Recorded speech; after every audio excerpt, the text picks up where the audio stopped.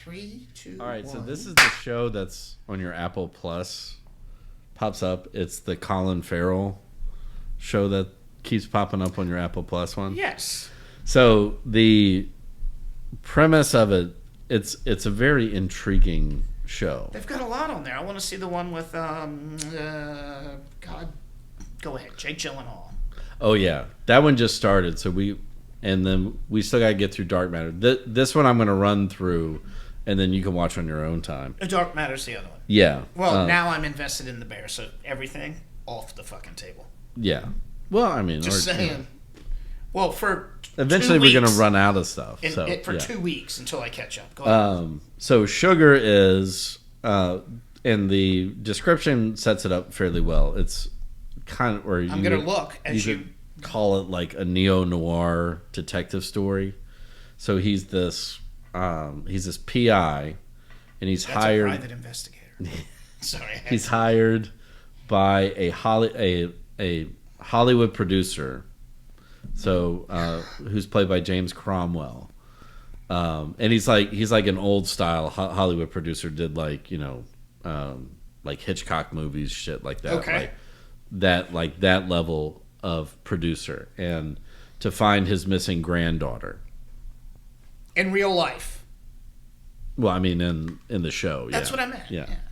Like, not for a movie or anything, but like a producer's wife's gone missing. Granddaughter. Oh, granddaughter. Yeah.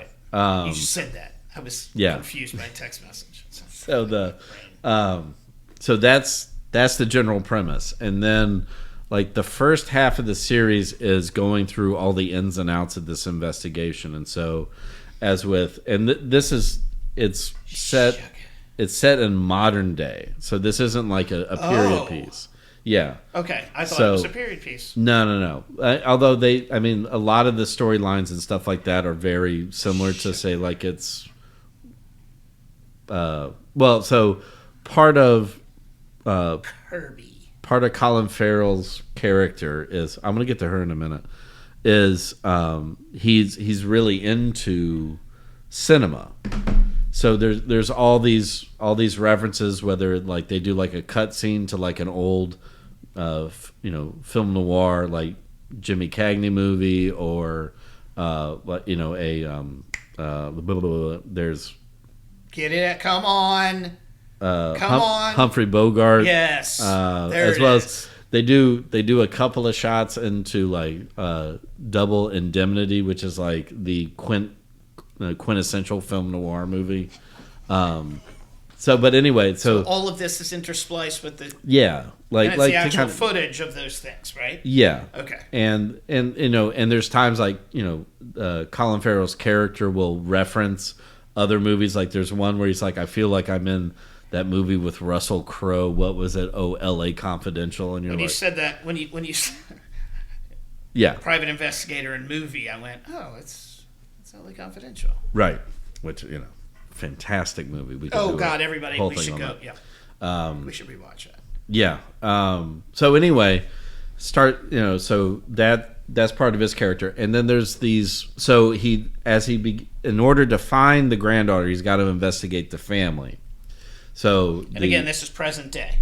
Yes. It's the producer guy doing right. movies still. So there's the grandfather who is a former producer. He's no longer producing. Okay. All right. But he's got he's fucking filthy rich, right? And he's got a bunch of kids, I'm sure. Well, the son, his son that you run into, who is played by this journeyman character actor. Is that the kid's father? Yeah. Okay. The girl's father. The girl's father is who you're talking about. All right. And he's also a movie producer, except he's a B movie producer. Yes, I thought you were going to go straight to porn, and I was going to lose my mind. But there's a couple of shots where they're like in his office in his home, and they have the movie posters like up on the wall. And there's one that's the one that made me laugh out loud was like Cop versus Cop.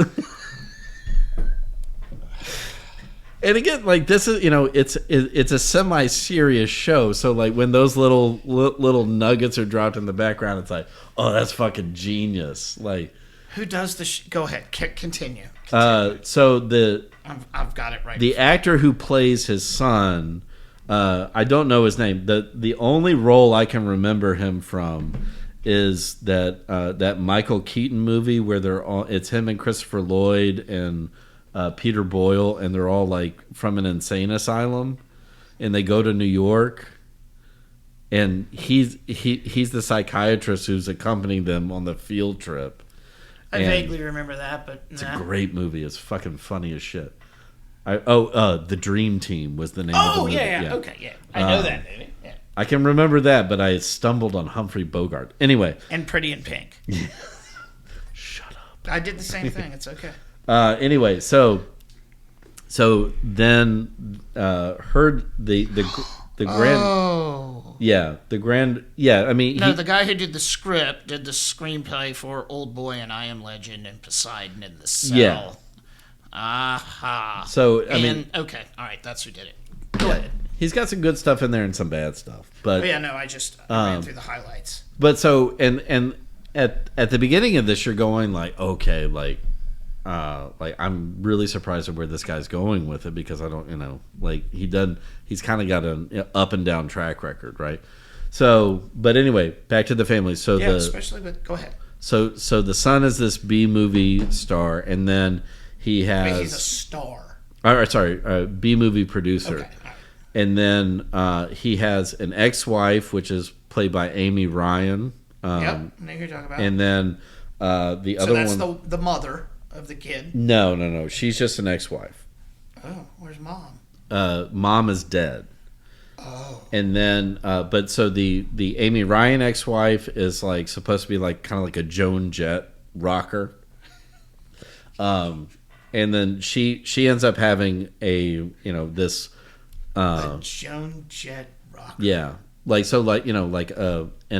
old female punk rocker who's just now like a recovering alcoholic, but she's got this odd odd semi leather and stuff. Yeah, but it really it's like she helps Sugar, who is Colin Farrell's character, with his investigation to kind of help him navigate the family and stuff like that, and then. There's the current wife of the son, who was played by. So he has a current. So he's currently married. Neither one of them are the baby mama because baby mama's dead. Dead, right? And he's the actual son of the movie producer, grandchild. Got it. All of the movie producer. So, and his wife is Anna Gunn from Sheriff Bullock's wife. The blonde woman from Deadwood. There she is. Yep. And then together they have a son who is the stepbrother of the granddaughter, who's played by Nate Cordray. Used to be on Daily Show. Yep. Has been on other TV shows, and he's the B movie star. Like he was a kid who was nominated for an Oscar. Like when he was really young, and then he's trying to work back to that success, right? I know that guy. So, wait, this is... All right, so that's the field that Colin Farrell has to navigate to try and get information on what happened to this granddaughter, right? She's just missing. Yeah. Has been missing. Yeah, for like 2 weeks, right? Oh, okay, freshly and missing. She's a recovering drug addict, so everybody but the grandfather is going, oh, she's just on a bender. She'll show up in a couple of days, check herself back into rehab. It'll be fine. But then there's all these little things that are said and show up that are like, well, that's weird. So like he goes to investigate her apartment. He checks her car. He's got this cell phone that can scan for like the RF signal that unlocks the car. You're kind of going like, okay, present day, okay. And then he opens up the trunk and there's a dead body in the trunk. Yes! Not the girl. Oh. But he's able to use his phone and fingerprint and ID the guy. Wow, that is some technological shit. And it turns out it's this, it's a biker, but, essentially like a for-hire thug. Yes. And as he keeps going down that rabbit hole, what they find out is that the grandson is into... The brother? Yeah, the stepbrother is into having sex with people and filming it, and then later blackmailing them. Oh, perfect. Perfect. And in the story, it's like it's that it's an unknown dirty secret, and then they finally it's exposed, and so because of that, like he's like a prime suspect. But then go ahead. I thought you were going to say everybody went. Yeah, but what it leads to is this underground like sex ring, and wow, and that but, escalated quick. Right. Well, so. And you're going like, but they actually lay it out very well. And then really the way that it works out is the stepbrother thinks his stepsister is getting suspicious of what he's doing. So he mentions like, being like, it would be great if somebody took care of her to the dude who runs the underground sex ring, which is, essentially like a mob boss. Yeah. So the mob boss decides that he's gonna take care of her, right? So that's where it kind of leaves off, and then it takes another like hard right turn. So he puts her in the sex trade. Yeah, and so he sells them to a senator's son, who's got this weird like sex dungeon where he like it's kind of very Girl with the Dragon Tattoo kind of thing. Yeah, like a clean room where he tortures women and like picks them apart. And you're going like, well, that's senator's son, right? I mean, that is fucking so on brand. So. As that's playing out, there's the side story where there's a side story. Well, so Sugar has this relationship with the actress Kirby, who played Death in Sandman. Oh, that's who Kirby is. Right, she's fantastic, and the Sandman. And along the way, like she's like the information person, but then they show in the show like she's hiding information from Sugar. And it all leads to like the senator and the son.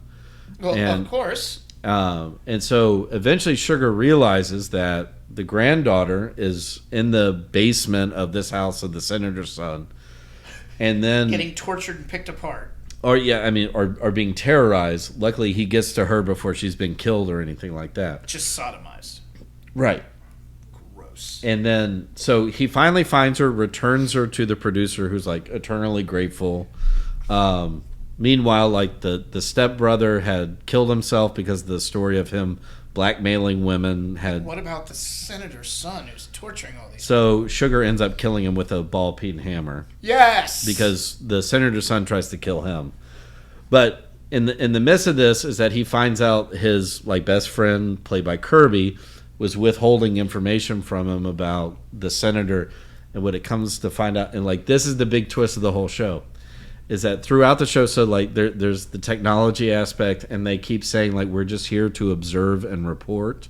Like everybody that he meets that's like a close friend, like that's the line they all say. Turns out Sugar's an alien. And they're on Earth observing and reporting, and his role is to be a private detective and observe human beings from that angle, which also explains like why he loves movies. And there's like another thing, like he's out drinking with the stepmom, and he says like my metabolism's different, like I don't get drunk. But they paint it in the first half as like he's like a spy or he's like military trained, and then in the end it turns out he's an alien. And was sent here to spy on humanity. Right, and so they withhold the information about the senator because the senator found out about the aliens, and they didn't want the senator to expose them. And then in the end, it turns out like it's setting up this whole like kind of Sherlock Moriarty thing where his best friend turns out to be the guy who's running the sex dungeon.